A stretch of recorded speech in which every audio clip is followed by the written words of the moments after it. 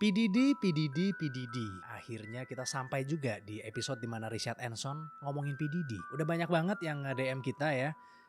Bang, tolong bahas PDD. Bang, lu harus bahas PDD gitu. Seakan-akan pembahasan dari kreator lain masih kurang.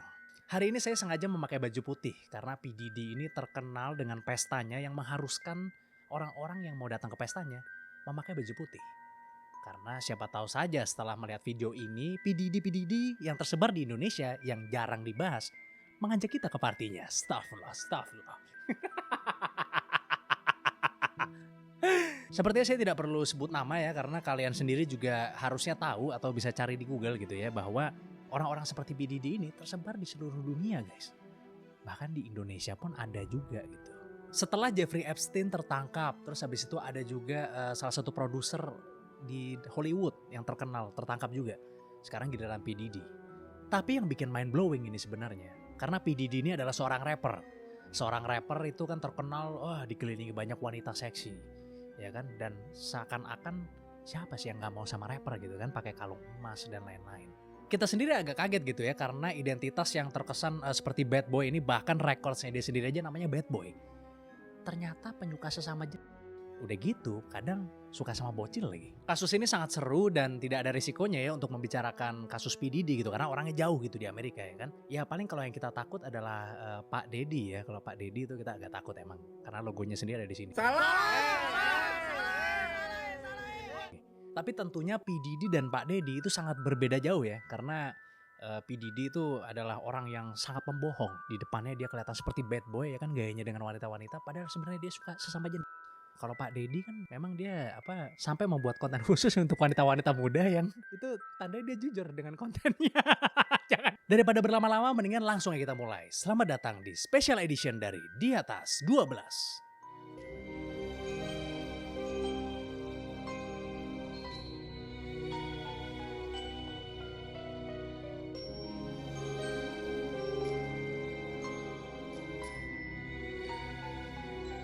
Nah, akhirnya kita sempat juga ya buat bikin konten yang khusus membahas tentang PDD nih. Sudah kita pendem-pendem ini ya. Nah, itu dia. Nah, saya berpikirnya nih, kok warga Indonesia ramai sekali ya ngebahas PDD gitu. Padahal kan sangat sulit sekali ya untuk warga Indonesia bisa berkonsentrasi ketika ada dua kasus besar yang langsung dihadapkan ke muka mereka gitu kan. Apa itu? Ya, yang pertama kan kasus PDD ya kan, yang kedua kan kasus pupu papa ya kan, sebenarnya ya kan. Tapi ternyata orang Indonesia bisa berkonsentrasi di dua kasus tersebut. Bisa ternyata ya, multitaskingnya itu luar biasa. Nah itu dia. Nah tapi konten kali ini itu kita akan bikin sesuatu yang berbeda ya daripada kreator lainnya gitu. Karena kan udah banyak banget kreator yang ngebahas tentang PDD gitu kan. Nah sekarang kita balut dengan cara kita nih kali ini. Nah gitu. Maka dari itu kita akan mengurangi pembicaraan tentang kronologinya Son. Oke, kita mulai aja langsung ya. Jadi awal gue tahu tentang kasus PDD ini sebenarnya udah lama banget Son. Udah lama banget. Gue awal tahu tuh dari podcastnya Cat Williams. Oh iya, ramai banget tuh yang waktu itu Shay. Sama Shay ya kan. Itu podcastnya keluar di awal tahun sebenarnya kan. Awal tahun. Nah itu kita sebenarnya udah tahu di situ ya Son ya. Bahkan kita mau bahas juga. Mau bahas podcast itu tadi karena si Cat Williams itu banyak banget nyebutin nama-nama orang terkenal gitu yang diduga-duga, bukan yang diduga malah yang dia bilang itu akan bermasalah nanti di tahun ini gitu. Tapi di Indonesia mungkin nggak banyak kali yang bahas ya. Nggak banyak yang bahas tuh. Padahal iya view-nya gede banget. View-nya gede banget itu. Dan gue nonton sampai habis tuh. Dari awal sampai habis tuh 3 jam apa masalah. Gila. Karena saking menariknya gitu. Nah itu dia. Nah di podcast itu Cat Williams sempat ngebahas tentang PDD juga. Cat Williams bilang katanya kalau misalnya lu diajak party sama PDD, you better say no katanya ya kan. Lu jangan mau kalau diajak party sama PDD pokoknya. Dia ada sempat ngomong kayak gitu tuh di podcast itu ya kan waktu itu. Dan banyak banget, bukan Cat Williams doang kan yang suruh say no itu banyak banget. Banyak banget. Nah Cat Williams bilang katanya tahun 2024 ini industri itu akan terkaget-kaget karena akan ada kejahatan yang terungkap dari orang yang terkenal. Dia bilang kayak gitu pada saat itu. Gue penasaran dong ya kan, siapa nih orang yang terkenal yang bakal terungkap ini gitu. Ternyata PDD ternyata salah satunya. Waktu itu kan soalnya di Januari itu kalau nggak salah ya, PDD itu sempat kasus juga sama sebuah perusahaan Inggris ya katanya. Oh gitu ya? Pokoknya masalah mau gugat-gugat apa segala macem lah. Nah akhirnya makanya banyak yang tahu ini bakal kasus nih karena ngelawannya perusahaan besar gitu. Oh maksudnya bakal di expose nih sama perusahaan besar ini gitu ya? Wah. Gila juga sih. Jadi mendingan kita bahas sedikit kasusnya P. Diddy ya. Sedikit aja lah, nggak usah sedikit banyak-banyak aja. gitu ya. Jadi sebenarnya awal kasusnya P. Diddy ini naik itu ke permukaan gara-gara ceweknya yang namanya Casey. Yes. Son. Nah kita sekarang mulai deh dari konspirasi pertama, Son. Oke. Silahkan dimulai. Nah, jadi yang pertama itu ada seorang prosekutor ya dari sebuah law firm. Ya kan. Wah, ini lagi digembor-gemborin nih. Karena dia itu ngomong kalau misalnya ada sekitar 120 orang yang bersedia untuk, maksudnya mau ngelaporin lah, mau berkontribusi gitu di kasus ini. Oh. Nah, dan selain itu yang kayak misalnya ngubungin dia apa segala macem, ada sekitar 3.285 orang, Zed. Tapi yang setuju baru 120. Yang 120 itu yang kayak ya ini udah pastilah ini kejahatannya ini.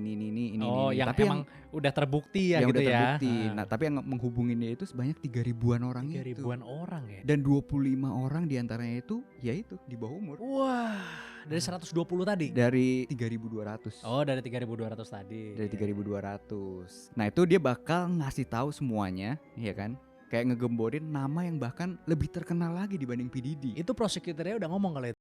Udah ngomong di media, maksudnya bahwa dia di beberapa hari ke depan ini. Nah, dia bilang 30 hari ke depan. 30 hari ke depan 30 ya. hari ke depan. Dia akan ngasih tahu nama-nama Nama-nama yang bahkan lebih besar daripada P. Diddy yang terjangkit, bukan Yes. terjangkit sih, terjaring di kasus ini gitu loh. Dan dia bilang ya orang-orang pasti bakal kaget. Tapi kalau yang ada di situ nggak bakal kaget karena tahu bakal dibocorin. Nah, lagi pada packing ya kamu ya, lagi pada packing mau kabur ya kamu ya. Kita tunggu aja ya perkembangan kasusnya seperti apa gitu kan. Nah, kita langsung masuk ke konspirasi pertama, Son. Yang pertama nih, Son, ya kan, ada video Selena Gomez lagi jalan di red carpet, Son. Nah, video ini itu dibilang sama orang-orang katanya sehari setelah dia datang ke partinya Didi katanya, Son. Itu emang Ya. oleng banget sih. Dia jalannya oleng kayak seperti nggak bisa jalan gitu, kakinya kayak nggak bisa rapat gitu kan. Iya, iya. Kenapa ya, Son, kakinya nggak bisa rapat, Son, Waduh. biasanya kalau orang begitu? Padahal udah di ini ya kasih pelumas ya. Ya kan? Pertanyaannya kenapa nggak bisa rapat? Sampai gitu ya? kayak aduh jatuh-jatuh apa segala macem kan. Ya kan? Wah. Tapi kalau kita ngelihatnya tuh seperti dia mabuk ya Kayak mabuk sebenarnya. biasa sih sebenarnya. Bukan seperti nggak bisa jalan gitu ya, Son ya. Lebih ke seperti mabuk gitu. Tapi video ini cukup viral ya, dan banyak sekali orang yang ngomongin. Sehingga ya ini memunculkan conversation juga ya di internet gitu ya, tentang apakah Selena Gomez ini juga pernah juga jangan-jangan ke break off party ini gitu. Tapi ya kita belum tahu lah. Kita belum tahu untuk sampai karena saat kan itu juga banyak ditemuin di daerah Senopati itu kan banyak juga ya. Iya, Biasa kan kalau udah jam 2, jam 3 gitu ya isinya jam begitu 4 semua. lah, iya. Udah gini-gini semua juga sama. Nah iya gitu. sama sama Selena Gomez ini gitu ya. Iya, Ya benar iya. juga. Saya nggak begitu tahu sih sebenarnya, tapi Anda kayaknya lebih tahu kayaknya. Lo kan Ya. bareng ente. Yang selanjutnya nih, Son, ya kan, ada satu konspirasi yang bilang kalau Beyonce dan Jay-Z tuh ada di bawahnya P. Diddy, Son. Nah, Ya kan? Jadi P. Diddy tuh mengontrol dari atas, bawahnya tuh Jay-Z sama Beyonce katanya. benar, kan? benar. Atasnya P. Diddy ada lagi, Son, ternyata, Son, kemarin gue sempat lihat. Iya, Tapi iya. meme sih. Heeh. Lu udah lihat yang itu? Udah. Siapa atasnya P. Diddy emang? Yang ini bukan? Fadel, atasnya P. Diddy Fadel. Kok bisa? Ada meme antar tongolin sini nih. Ya tapi banyak orang yang disebut sih. Nah. Nggak bisa nyebut satu kan karena masih banyak kayak misalnya Mariah Carey ya kalau nggak salah ya. Mantannya Mariah Carey ya, Iya si kan? Tommy siapa namanya tahu gue. gitu kan. Jadi Beyonce dan Jay-Z ini diduga-duga tuh berada di bawahnya Diddy, Son, di dalam hierarki organisasi kejahatannya mereka. Yes.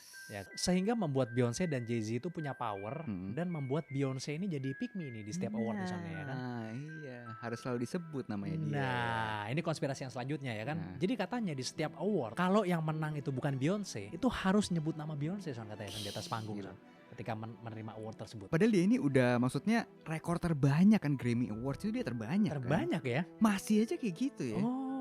Oh, masih kurang puas juga dia Masih ternyata. kurang puas juga. Jadi ketika jadi kalau misalnya kalian lihat ini ya di internet gitu, orang yang menang-menang award sama segala macam itu sering banget nyebut Beyonce, Son. Sering banget. Sering banget nyebut Beyonce.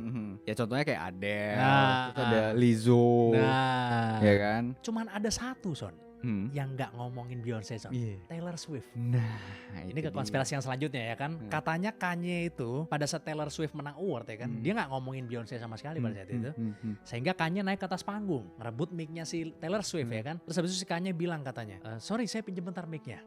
Kata Kanye West kan, ini seharusnya yang menang Beyonce karena Beyonce itu punya album terbaik tahun ini. Gitu kan, dia ngomong kayak gitu kan. Itu kan fans-fansnya Taylor Swift pada marah. Itu marah. Pada ngamuk banget kan. Ngamuk gitu. Yo, Taylor, I'm really happy for you. I'm gonna let you finish. But Beyonce had one of the best videos of all time. langsung pada benci semua sama Kanye West kan. Tapi ada yang menduga bahwa sebenarnya Kanye West itu menyelamatkan Taylor Swift, Son. Gak ngomongin si Beyonce gitu loh. Iya kan?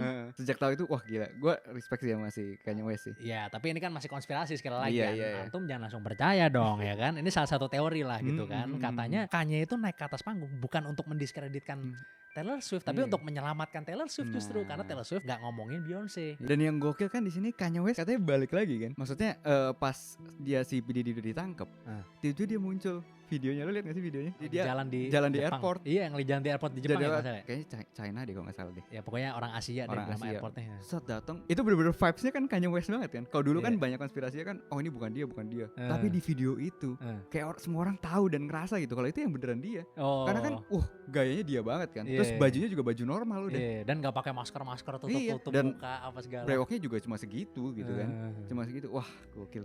Jadi maksud lo pada saat P Diddy ditangkap, Kanye West yang asli dilepas, maksud lo begitu, San? Ya dilepas atau konspirasinya itu. Akhirnya ya entah itu dilepas atau dia keluar dari persembunyiannya kan gitu kan. Karena kan ada konspirasi juga yang bilang kalau Kanye West itu sebenarnya yang sering kita lihat sekarang ini itu yang palsu katanya. Nah iya kan. Ada kan konspirasi kayak gitu kan.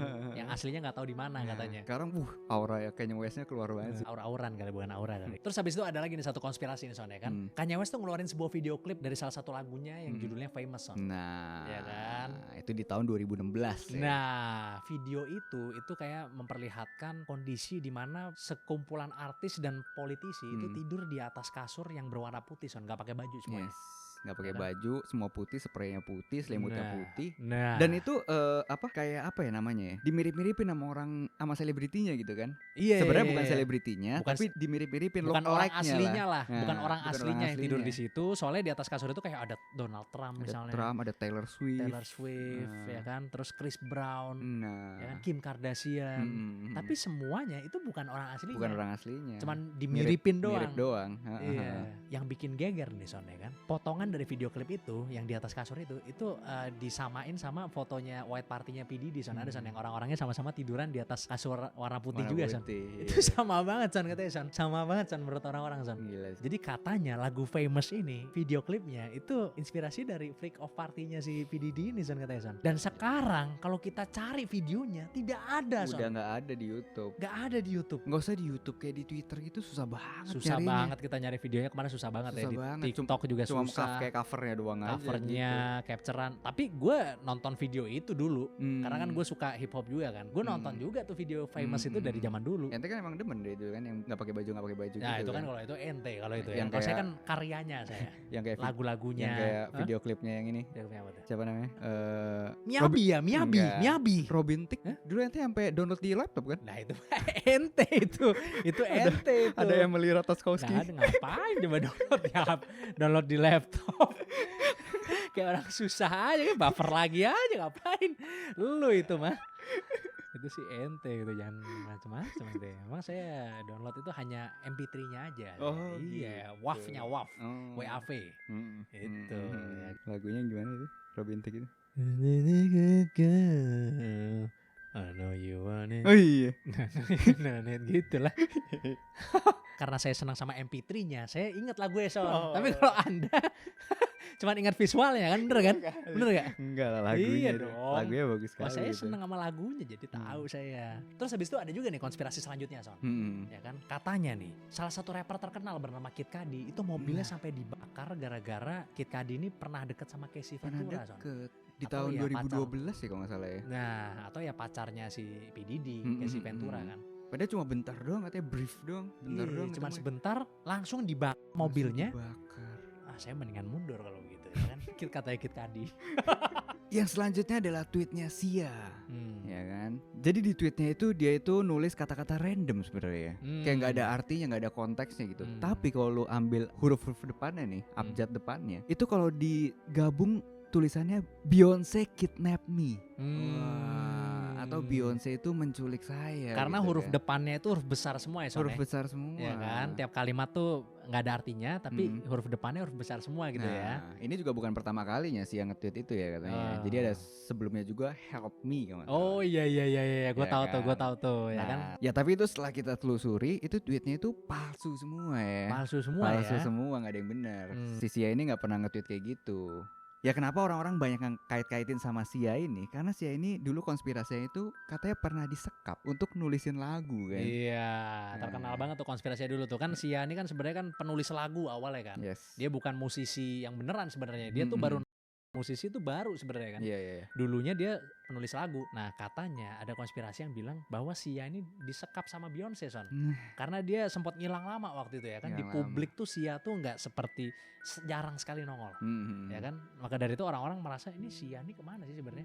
Ada konspirasi muncul kalau dia diculik sama Beyonce, disekap di dalam kamar, disuruh bikinin lagu buat Beyonce, Son, katanya, Son. Gila. Jadi ada kaitannya dengan konspirasi lainnya nih, makanya mungkin ada yang percaya juga gitu ya.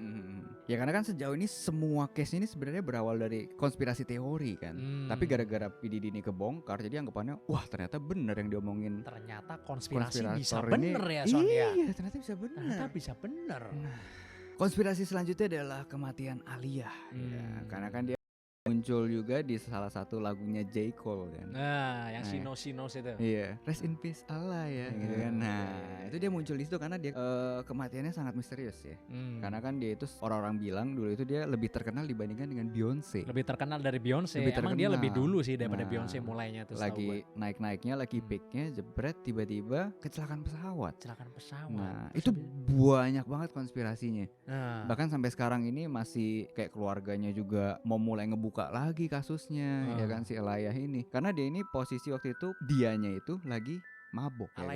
Aaliyahnya ini katanya lagi mabok nggak sadarkan diri terus dibawa ke pesawat itu dan pilotnya juga katanya mabok juga pilotnya mabok juga. Waduh, di Amerika mabok jadi masalah yang sangat besar ini kayaknya. Besar ya kan, karena hal ini juga terang-terangan diomongin sama Jaguar Wright waktu itu. Nah jadi waktu itu sama Piers Morgan kalau nggak salah dia ngomongin kalau ya terang-terangan kalau Aaliyah itu kayak dimabokin, di apa dikasih obat apa segala macam terus dinaikin ke pesawat. Itu terang-terangan diomongin sama si Jaguar Wright ini.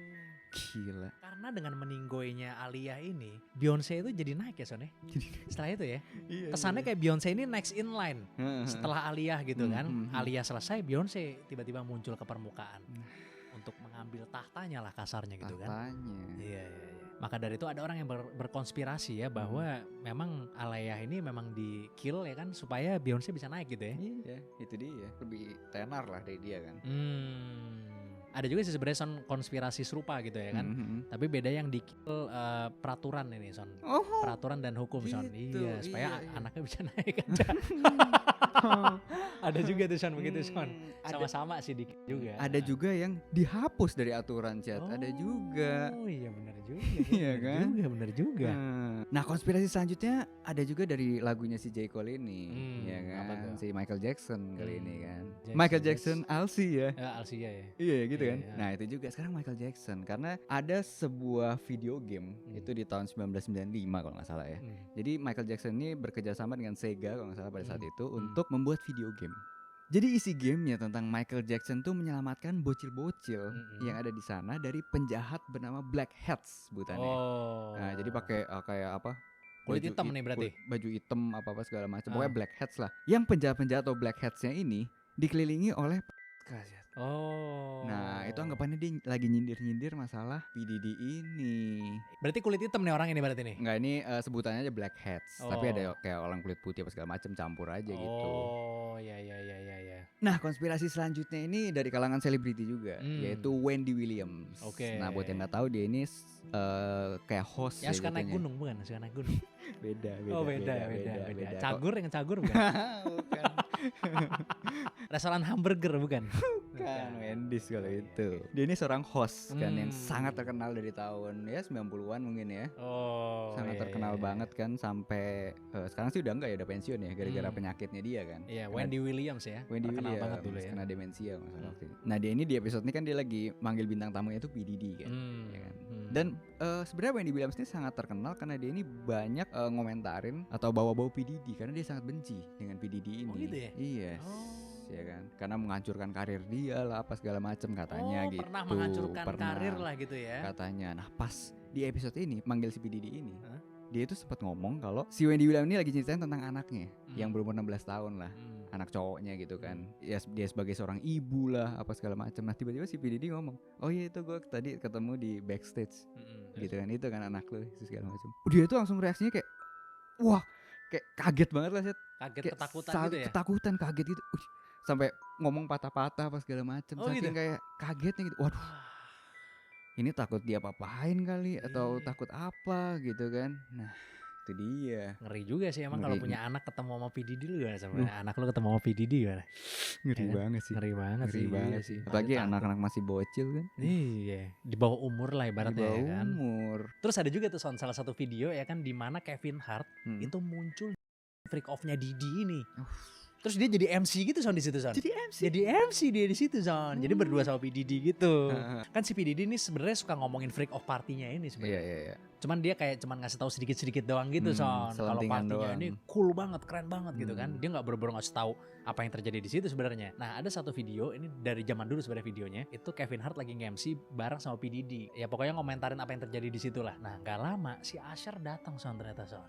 Usher datang ke situ. Ini posisi yang masih muda atau udah umur nih? Nggak muda-muda banget ya. Mungkin Oke. ini tahun 2010-an lah mungkin. Oke. 2010-an lah ya. Si Usher datang situ ya kan, langsung dirangkul sama si P Diddy ya kan. Terus habis P Diddy ngomong katanya apa? Gue sama Usher nih deket banget katanya. Gue aja dulu pernah sampai bergulat nih buat memperebutkan Frost Flakes. Which is Frost Flakes itu adalah cereal. Iya. Ya kan? Ada tuh dia ngomong kayak gitu, si Kevin Hart itu langsung nggak tahan, dia pengen ketawa langsung. Langsung nggak tahan, dia mau ngakak deh. Kayak gitu tuh. Ada tuh salah satu videonya tuh. Videonya udah lama sebenarnya. Parah sih, emang Usher ini kan salah satu korbannya. Salah satu Bahkan dia dari korbannya. umur 13 tahun kalau nggak salah. Nah kan Usher ini sebenarnya bukan korban ya, tapi Usher ini yang ngorbitin itu si P Diddy ini gitu loh. Jadi dari pas dia masih muda ya dia udah ngikut P Diddy. Sama waktu itu mungkin Bad Boy Records-nya kayaknya ya, yang ngorbitin si Usher ini gitu loh. Ya bisa dibilang korban juga mungkin ya, masih mungkin sekali lagi tuh kan. Usher ini korbannya si P Diddy juga. Salah satu yang pertama ya. Nah mungkin ya kan. Nah yang kampretnya lagi nih Son, Usher ini kan mentornya Justin Bieber gitu loh Son ya kan. Nah ada salah satu video di mana Justin Bieber itu lagi ditempati si P Diddy Son.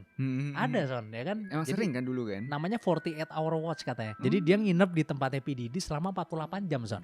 Ya kan. Iya. Itu ada videonya muncul tuh, si Justin Biebernya masih kecil ya kan. Terus ada si P Diddy bilang kayak, wah apa kita akan membuat, pokoknya lu bakalan senang di sini ya kan. Gua akan membuat lu menjadi real man di sini. Yang kayak gitu-gitu ada dia ngomong kayak gitu. Sama si Usher tuh kan juga sempat ada selentingan-selentingan dikit kan bahas tentang, maksudnya dia ngelihat apa yang kayak wah gila banget deh. Waktu itu sempat di interview sama gue lupa ya, kayak jurinya The Voice atau apa gitu.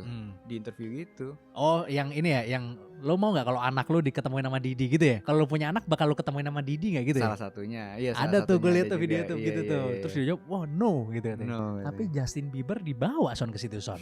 Ya kan? Justin Bieber dibawa ke situ ke si P Diddy ya kan? Katanya ya konspirasinya, Justin Bieber ada di situ buat gantiin tugasnya Usher Son katanya sebagai pemuas P Diddy Son katanya Son. Supaya P Diddy ada andil lah. Ada andil di kesuksesannya Justin Bieber juga gitu ya. Betul. Makanya kan Justin Bieber pas sudah sukses ya kan, dia ngeliat Billie Eilish yang masih muda dan sukses, dia kayak sedih banget kan, dia sampai nangis gitu kan. Karena dia pengen ngeprotek Billie Eilish, mudah-mudahan jangan mengalami apa yang gue alami gitu kan katanya kan.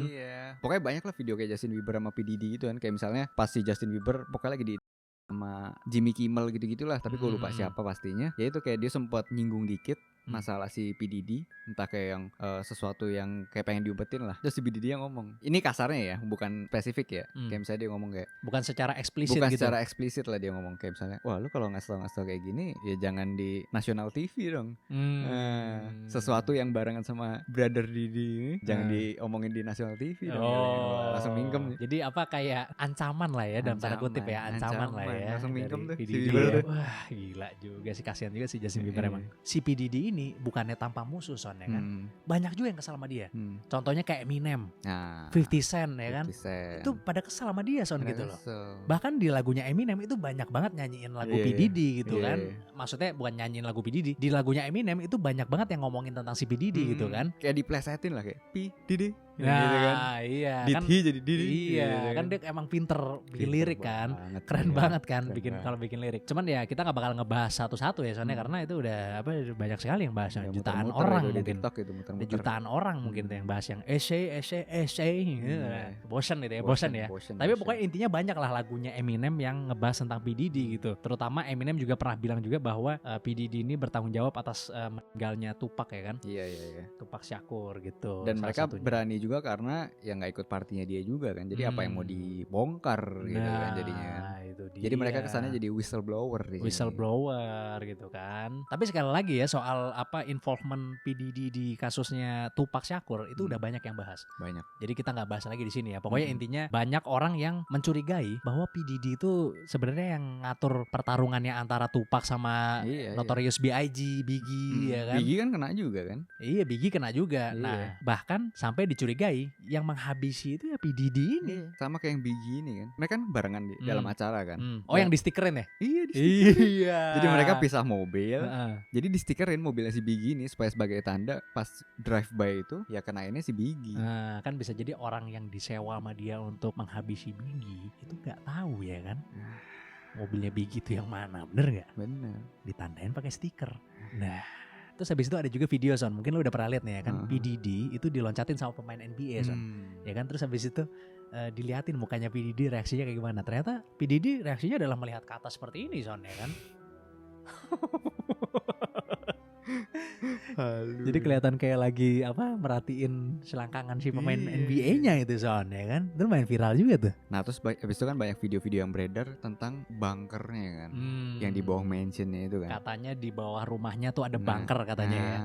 Jadi pas polisi ngegerbekin apa segala macem, nemuin bunker itu katanya, ya kan. Ya entahlah di berita ngomong isinya macem-macem ya kan, alat-alat apa segala macem. Tapi setelah kita telusurin ya, itu kelihatannya belum terbukti sih ya, masih palsu ya. Masih palsu ya, belum terkonfirmasi lah bahwa rumahnya itu beneran ada bunkernya di bawahnya gitu ya. Kita sempat nyari juga soal ini soalnya, penasaran beneran ada bunkernya apa enggak sih gitu kan. Ternyata emang belum ada ya. Belum ada. Bukti bahwa di bawah rumahnya itu emang ada bunkernya katanya gitu. Ya jadi bisa jadi juga berita hoax ya. Bisa jadi hoax. Tapi ya kita tahu juga kan banyak orang yang powerful atau punya duit di sana kan emang punya bunker kan. Bukan hal baru sih sebenarnya. Bukan hal baru sebenarnya. Cuma tergantung masalah isinya apa aja gitu. Nah, itu dia. Atau ditutup-tutupin misalnya beritanya kan bisa juga ya kan. Iya. Jadi bunker di bawah rumahnya ini itu menjadi salah satu konspirasi juga.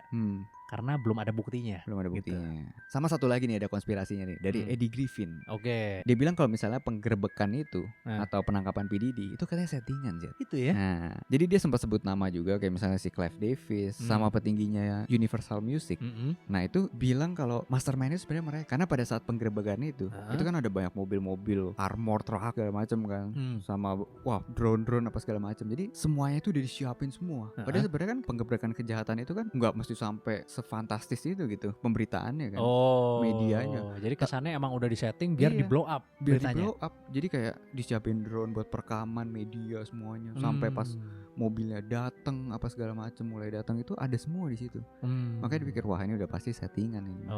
Menurut Eddie Griffin begitu ya. Ada sebuah konspirasi yang bilang bahwa penangkapannya Diddy ini sebenarnya adalah settingan. Karena terkesan disiapkan banget ini penangkapannya gitu kan. Iya. Ada drone, ada apa tadi itu kan. Gitu ya. Iya. Kalau menurut lu itu settingan apa enggak tapi San penangkapannya Diddy itu San? Wah, itu sih pasti settingan sih. Settingan menurut gue sih.